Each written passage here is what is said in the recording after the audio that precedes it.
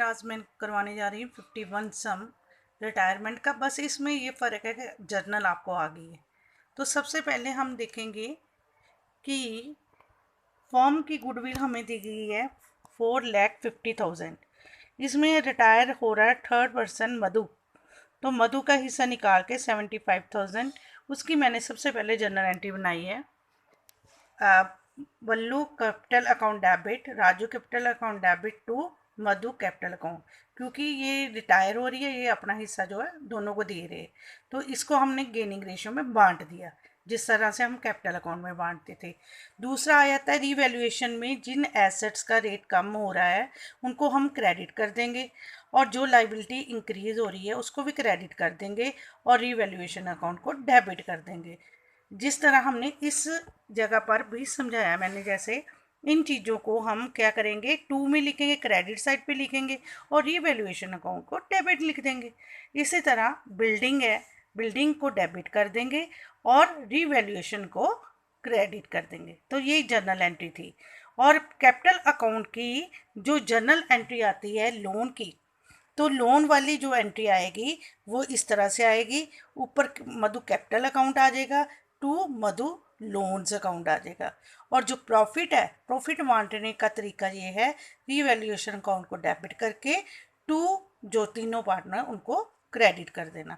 तो ये जो जर्नल एंट्रीज थी वो with the help of revaluation account और पार्टनर कैपिटल अकाउंट की हेल्प से बना सकते हो। एक बार दोबारा से मैं आपको इससे जर्नल एंट्री बनाना सिखा रही हूँ। जो भी आपकी एसेट्स डेबिट करी हैं उनको उसके ऊपर रिवैल्यूएशन लिख दो और टू इन तीनों चीज़ों को कर दो। और इसी तरह एसेट को जब इस क्रेडिट साइड दी गई है तो आपने क्या करना है, इसको डेबिट कर देना है टू रिवैल्यूएशन अकाउंट। और इस सम में जैसे कि आपको आगे भी बताया गया है, जैसे कैपिटल तीनों पार्टनर्स की दी गई है, तो तीनों पार्टनर्स की कैपिटल आपने सम से लेकर यहाँ पर लिख देनी है। उसके बाद जो प्रॉफिट बांट के आया वो लिख दिया। गुडविल जो है वो क्योंकि हमने रिटायरी के अकाउंट में डाल देनी है अमाउंट, और नाम जो है दूसरे पार्टनर्स का आ जाना है।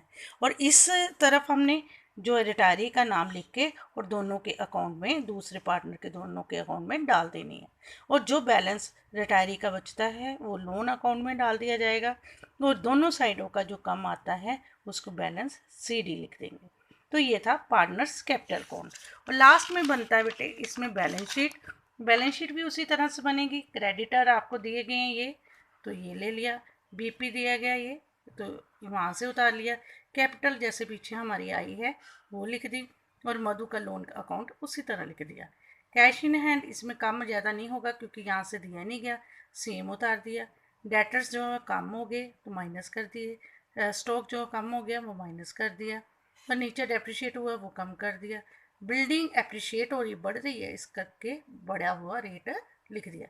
तो बेटे इस सम में और कुछ नया नहीं था, जर्नल एंट्री थी जो मैंने समझाने की कोशिश की। अगर कोई प्रॉब्लम होगी तो बेटे आप लोगों ने पूछ लेना। Thank you.